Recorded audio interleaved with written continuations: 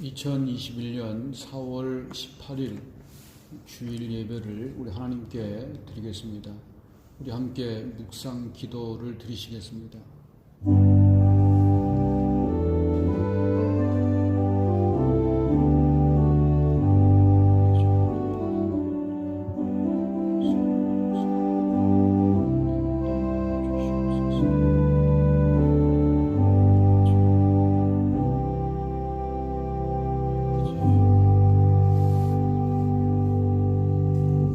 나를 보내신 아버지께서 이끌지 아니하시면 아무도 내게 올 수 없으니 오는 그를 내가 마지막 날에 다시 살리리라.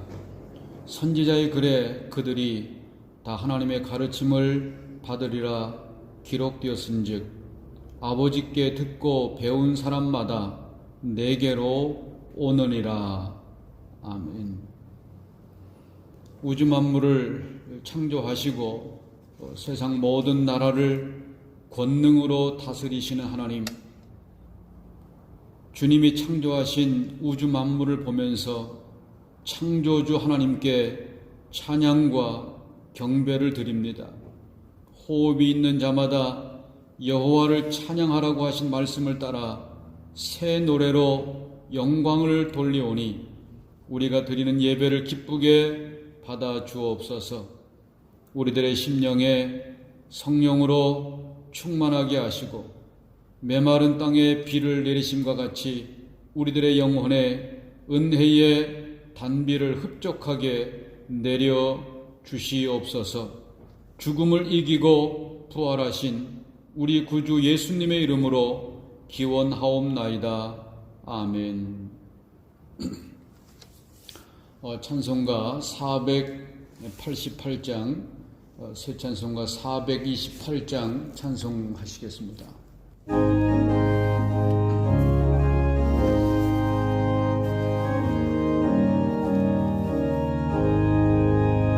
내 영혼에 햇빛 비치니 주 영광 찬란해.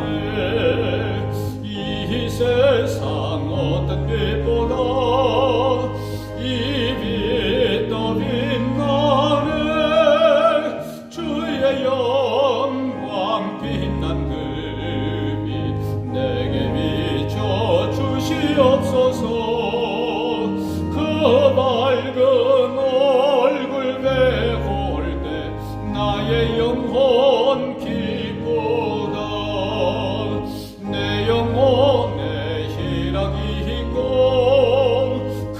소망 넘치네. 주 예수 복을 주시고 또 내려주시네.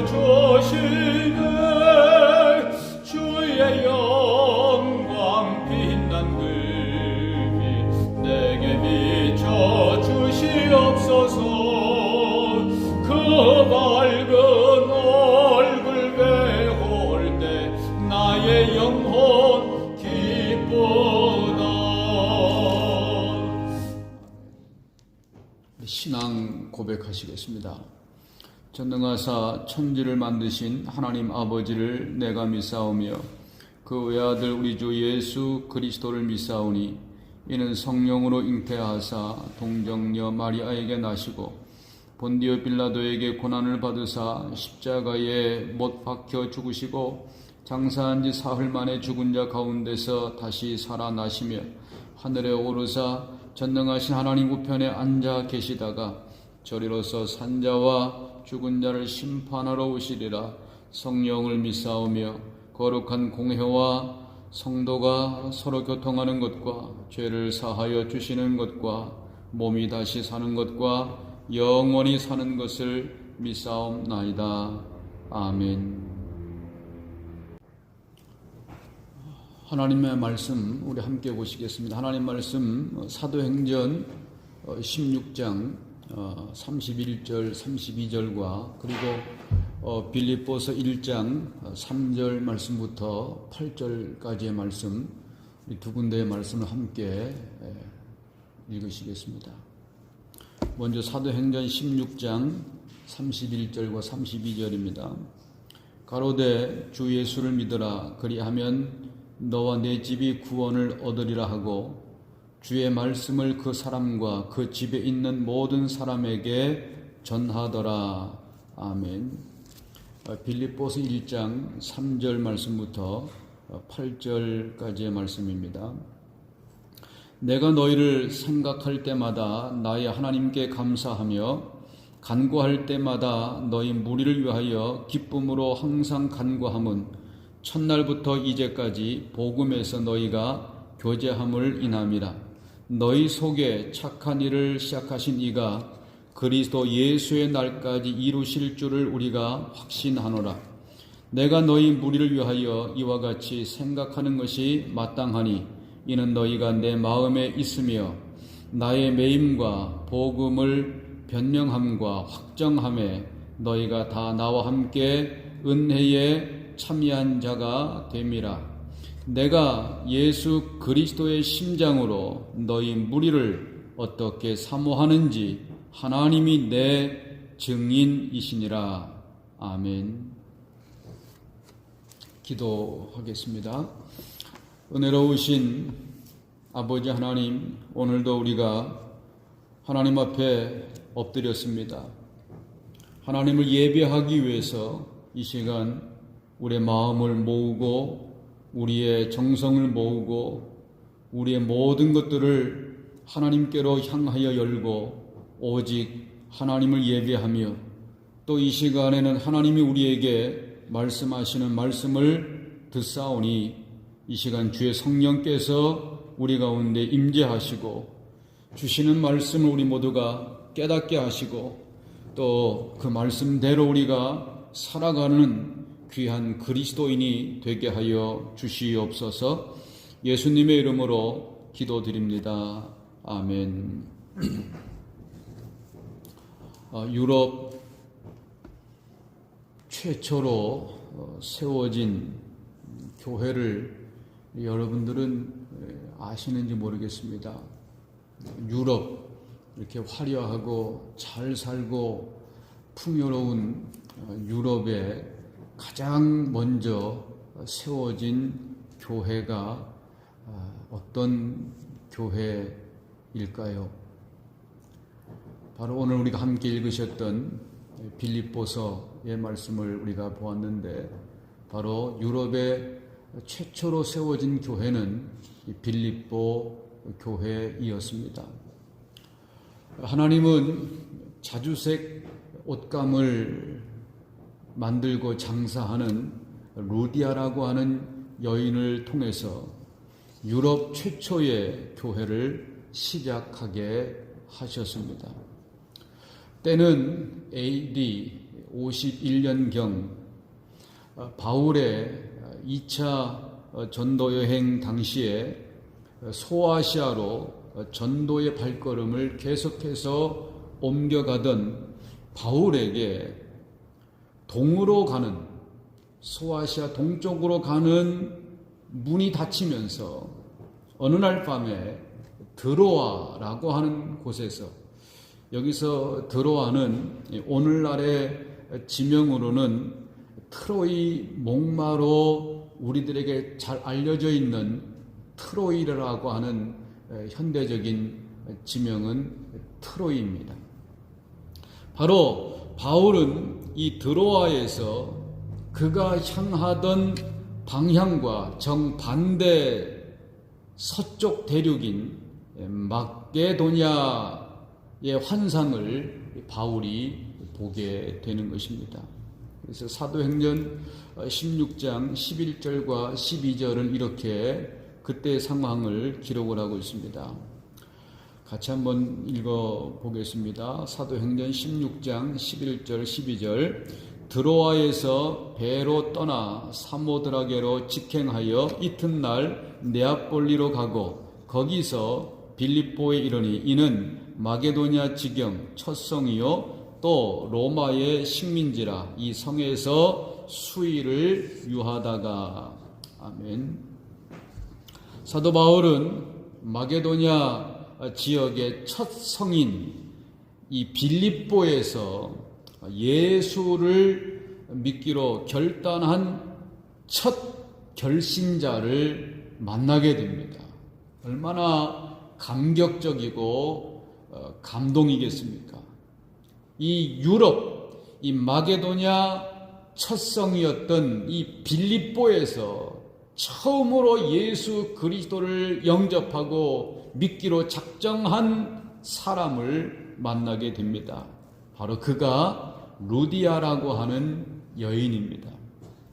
사도행전 16장 14절을 보면 이렇게 말씀합니다. 우리 같이 읽습니다. 사도행전 16장 14절. 두아디라 성에 자주 장사로서 하나님을 공경하는 루디아라 하는 한 여자가 들었는데 주께서 그 마음을 열어 바울의 말을 청종하게 하신지라. 아멘. 이렇게 이 빌립보에서 마침내 유럽 기독교 문명사를 열 수 있도록 전해졌던 복음, 바로 사도 바울이 유럽 최초로 전했던 이 복음이 무엇이겠습니까? 이 전해졌던 복음의 진수가 무엇이겠습니까? 첫 번째로는 바로 그 복음은 나와 내 집을 구원하는 복된 소식입니다. 이미 말씀을 드린 것처럼 사도 바울이 빌립보 도시에 와서 첫 번째 얻은 복음의 결신자는 바로 루디아라고 하는 여인입니다. 바로 그날 그녀가 복음을 받아들인 결과가 무엇입니까? 루디아가 바울을 통해서 복음을 듣고 복음을 받아들이고 예수 그리스도를 영접하고 난 이후에 어떤 결과가 나타났느냐는 것입니다. 사도행전 16장 15절의 말씀입니다. 우리 같이 읽습니다. 사도행전 16장 15절. 저와 그 집이 다 세례를 받고 우리에게 청하여 가로되 만일 나를 주 믿는 자로 알거든 내 집에 들어와 유하라고 강권하여 있게 하니라. 여기서 중요한 대목은 복음을 받아들인 증거, 루디아가 복음을 받아들인 증거로 그와 그리고 그 집의 모든 식구들이 다 세례를 받았다라고 증언하는 대목이 아주 중요한 대목입니다. 세례라고 하는 것은 물속에 들어갈 때 내가 가지고 있던 옛사람은 죽고 그리고 물속에서 나오면서 예수 그리스도의 새 생명을 얻어 새 사람이 되었음을 상징적으로 고백하는 의식인 것입니다. 이 세례에 온 가족이 함께 참여했다는 것입니다. 이 좋은 복음, 이 좋은 예수님을 루디아 혼자 믿을 수가 없고 나 혼자 그 예수를 따를 수가 없다라고 판단한 것입니다. 이렇게 해서 가족 전체, 가족의 모두가 다 예수 그리스도를 영접하고 믿고 가족의 복음화가 이루어진 것입니다.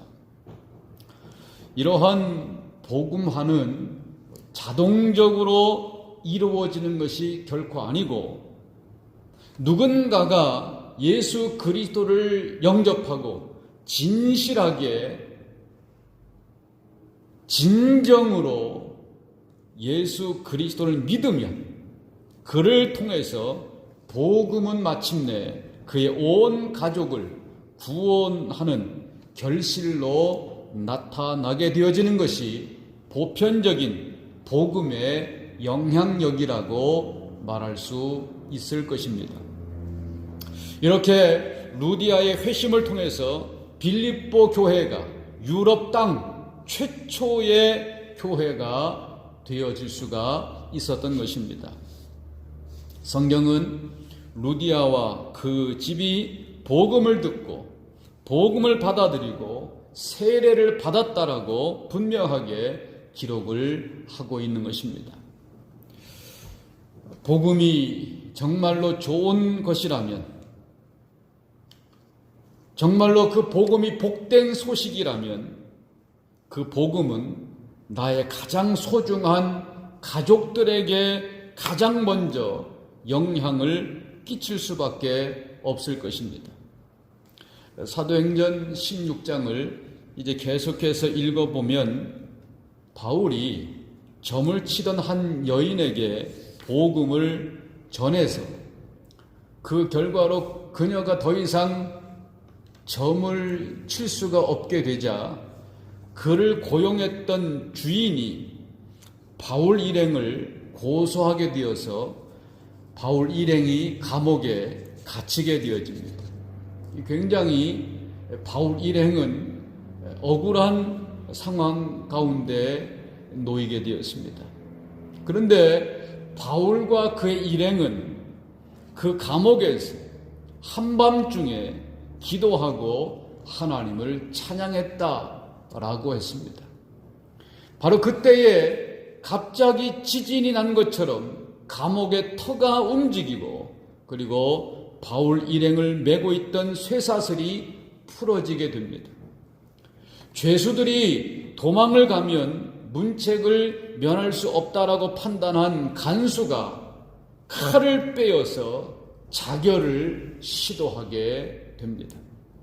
이 현장에서 사도 바울이 간수에게 전한 그 유명한 복음이 바로 사도행전 16장 31절의 말씀인 것입니다.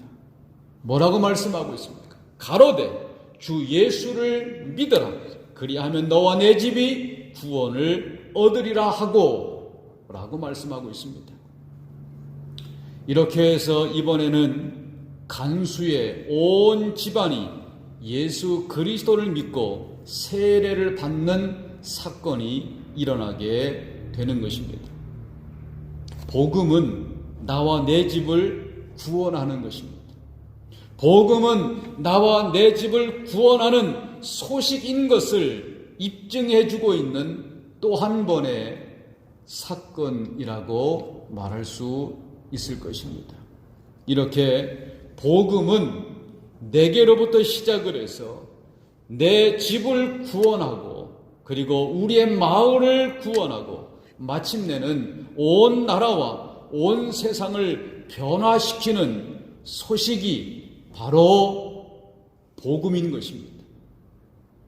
이 복음이 빌립보에 전해지고 이 복음을 통해서 빌립보 교회가 세워지고 이제 더 나아가서는 유럽 복음화의 기초를 닦게 되어지고 유럽의 기독교 문명을 만드는 위대한 시작이 될 수가 있었던 것입니다. 이처럼 복음은 나와 그리고 나의 가족을 구원하는 복된 소식인 것입니다. 두 번째로 복음은 참된 기쁨으로 삶을 살게 하는 소식인 것입니다. 바울이 처음 빌립보에 왔던 시기가 아까 말씀드린 대로 51년 AD 51년 경이었을 것입니다. 이제 그로부터 꼭 10년이 지난 61년경에 이런 일이 벌어집니다. 바로 사도 바울이 로마 감옥에 갇혀서 이제 재판을 기다리고 있는 일들이 61년에 일어난 일입니다. 바로 이 감옥에서 바울은 빌립보 성도들에게 편지를 씁니다. 바로 그 편지가 오늘 저와 여러분들 읽으셨던 빌립보서라고 하는 것입니다. 그래서 우리는 빌립보서를 가르쳐서 옥중서신이라고 부르게 됩니다. 사도 바울이 감옥에서 쓴 편지이기 때문에 옥중서신이라고 부르게 되는 것입니다. 그런데 여러분, 빌립보서 1장 3절과 4절을 보면 이렇게 바울이 말씀을 시작하고 있습니다. 우리 같이 빌립보서 1장 3절 4절을 읽습니다. 내가 너희를 생각할 때마다 나의 하나님께 감사하며 간구할 때마다 너희 무리를 위하여 기쁨으로 항상 간구함은. 바울은 빌립보 성도들을 생각할 때마다, 그 감옥 안에서 빌립보의 성도들을 생각할 때마다 너무너무 기쁘다, 그렇게 말을 하고 있습니다. 이렇게 시작한 이 빌립보에 보내는 편지에서 사도 바울은 기쁘다, 기쁨이라고 하는 단어를 때로는 동사형으로, 때로는 명사형으로 무려 16번이나 사용을 하고 있다는 것입니다. 빌립보서가 길지 않습니다. 그런데 기쁘다, 기쁨이라고 하는 이 단어를 무려 16번이나 사용을 하고 있다는 것입니다.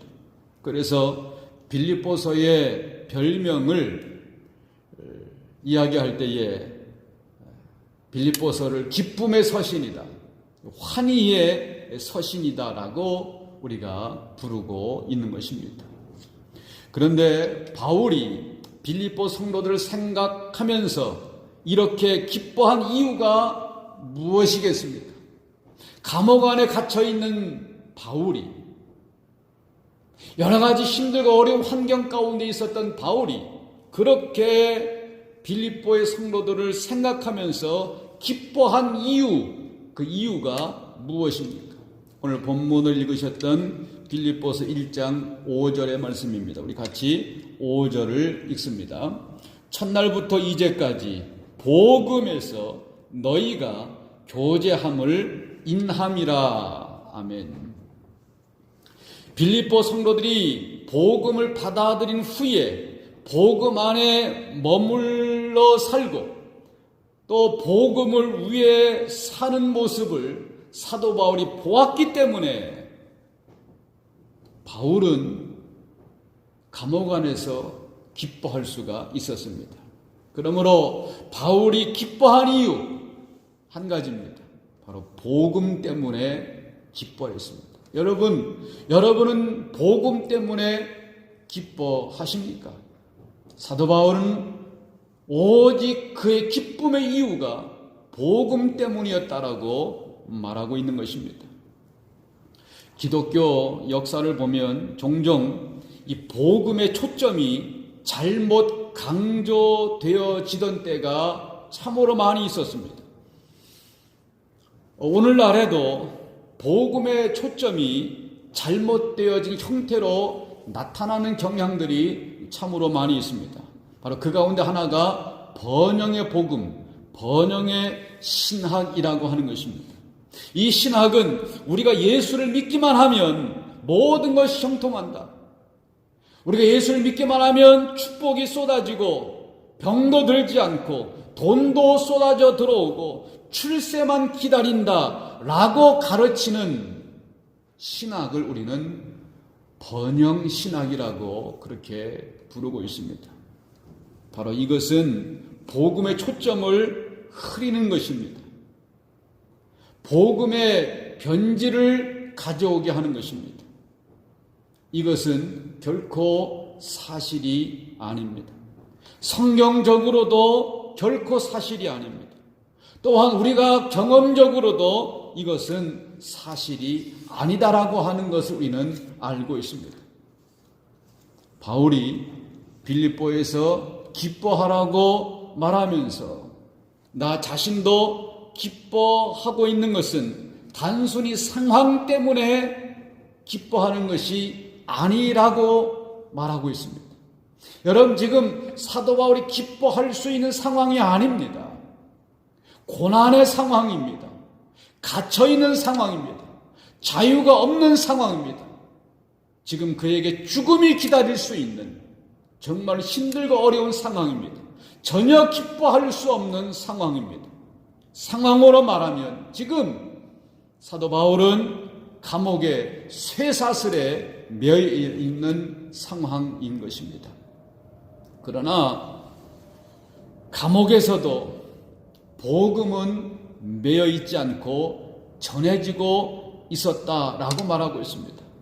그리고 바울이 10년 전 복음을 전한 빌립보 성도들이 여전히 복음 안에 머물고 있었다는 사실, 이것이 바울의 참된 기쁨의 이유이었던 것입니다.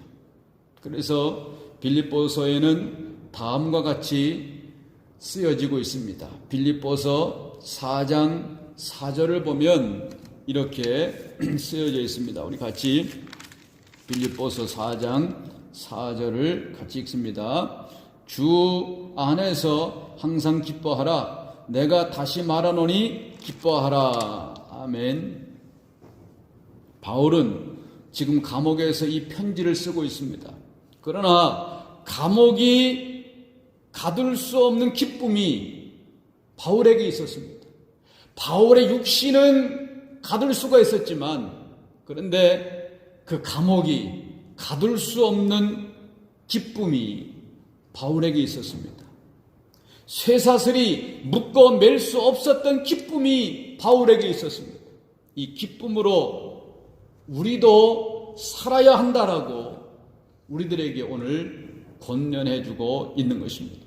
그러므로 오늘 바울이 기뻐하라고 하는 이 말은 명령입니다.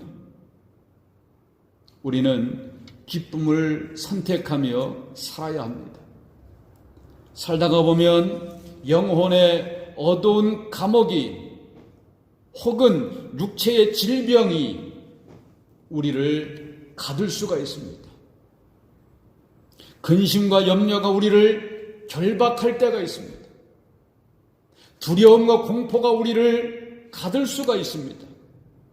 그러나 복음의 주인이신 예수 그리스도가 함께 하신다면 우린 여전히 그 어려운 환경 가운데서도, 어려운 상황 가운데서도 기뻐하며 살 수 있는 것입니다.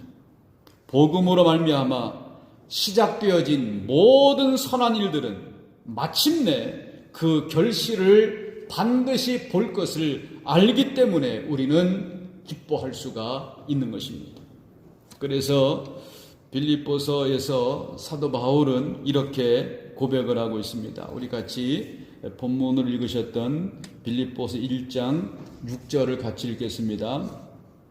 너희 속에 착한 일을 시작하신 이가 그리스도 예수의 날까지 이루실 줄을 우리가 확신하노라. 아멘. 우리가 복음으로 말미암아 시작한 이 모든 선한 일들이 마침내는 아름다운 결실이 반드시 있을 것을 우리가 확신하게 되어지기 때문에 사도 바울은 우리들에게 기뻐하라고 명령한 것입니다. 이 확실한 결실을 알기 때문에 저와 여러분들은 기뻐할 수 있어야 하는 것입니다. 복음은 참된 기쁨, 곧 주 안에 거하는 기쁨으로 인생의 모든 역경을 이기게 하는 복된 소식인 것입니다. 이제 마지막 세 번째로 복음은 그 헌신에 합당한 보상이 있다는 소식입니다. 참된 복음은 예수를 믿기 때문에 우리의 삶에 더 이상 고난이나 역경이 없다라고 말하고 있지 않습니다.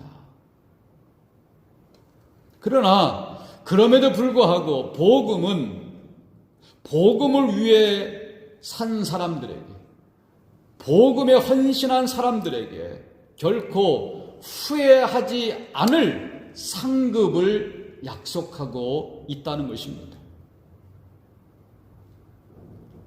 바울이 빌립보 성도들에게 이 편지를 쓰는 이유가 여기에 있습니다. 빌립보서 1장 7절과 8절에서 바울은 빌립보에 있는 성도들에게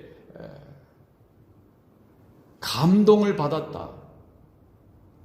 빌립보에 있는 성도들에게 받은 감동 중에 하나가 그들이 그렇게 어려운 환경 가운데서도 여전히 바울의 고난에 함께 동참을 하고 위로를 나누고 있다는 것입니다. 그리고 더 나아가서 복음을 전하는 일에 바울의 동역자로 참여하고 있다는 것이 바울에게 감동을 주게 된 것입니다. 이렇게 고난에 동참을 하면서 바울과 동역하며 복음을 전하는 빌립보 성도들에게 바울은 결론적으로 이러한 축복의 메시지를 남기게 되어집니다. 아주 중요한 축복의 메시지를 바울이 빌립보 성도들에게 전하게 되어집니다. 빌립보서 4장 19절의 말씀입니다. 우리 같이 빌립보서 4장 19절을 읽습니다. 시작. 나의 하나님이 그리스도 예수 안에서 영광 가운데 그 풍성한 대로 너희 모든 쓸 것을 채우시리라. 아멘. 사랑하는 여러분, 이렇게 복음의 소중함을 알고 헌신하고 있는 빌립보 성도들을 하나님이 책임지시고 축복하는 것은 당연하다라고 바울은 믿고 있었던 것입니다. 이것은 지나간 역사 속에서 우리의 신앙의 선배들이 공통적으로 경험하고 증언했던 진실인 것입니다. 복음이 우리에게 세상적인 번영을 보증하는 것은 아니지만 복음의 소명을 이루기 위해서 정말로 그 복음에 헌신하는 사람들의 삶을 하나님이 책임져 주신다라고 하는 고백인 것입니다. 허드슨 테일러라고 하는 선교사는 이러한 이야기를 했습니다.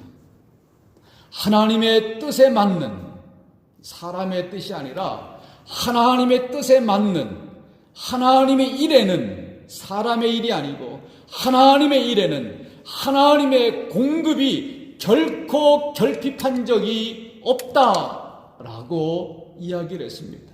여러분 이해가 되십니까? 하나님의 뜻에 맞는 하나님의 일에는 하나님의 공급이 결코 결핍한 적이 없다는 것입니다. 복음은 세상을 변화시키고 우리에게 기쁨을 주는 것입니다. 이것이 복음이 우리에게 주고 있는 상급인 것입니다.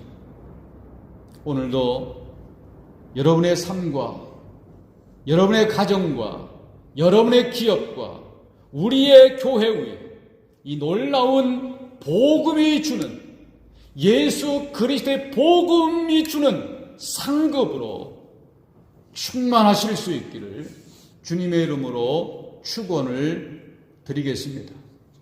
아멘. 기도하겠습니다. 복음이신 예수님, 우리에게 복음을 주셔서 감사합니다. 복음이신 예수님을 통하여 나와 우리의 가정과 이웃이 구원받게 하시고, 그리고 기쁨으로 충만하게 하시고, 그리고 복음을 위해서 헌신하게 하옵소서. 오늘 이 예배를 드리고 오늘 하나님의 말씀을 듣는 우리 모두가 이 복음으로 충만하고 복음을 통하여 기쁨으로 충만하고 이 복음을 위하여 우리의 삶을 헌신하는 헌신자들이 되게 하여 주시옵소서. 그리하여 힘들고 어려운 환경 가운데서도 감사하게 하시고 기뻐하게 하시고 넉넉한 예수님의 마음을 가지고 베풀고 나누는 풍성한 그리스도인의 삶을 살아가게 하여 주시옵소서. 예수님의 이름으로 축복하며 기도드리옵나이다. 아멘.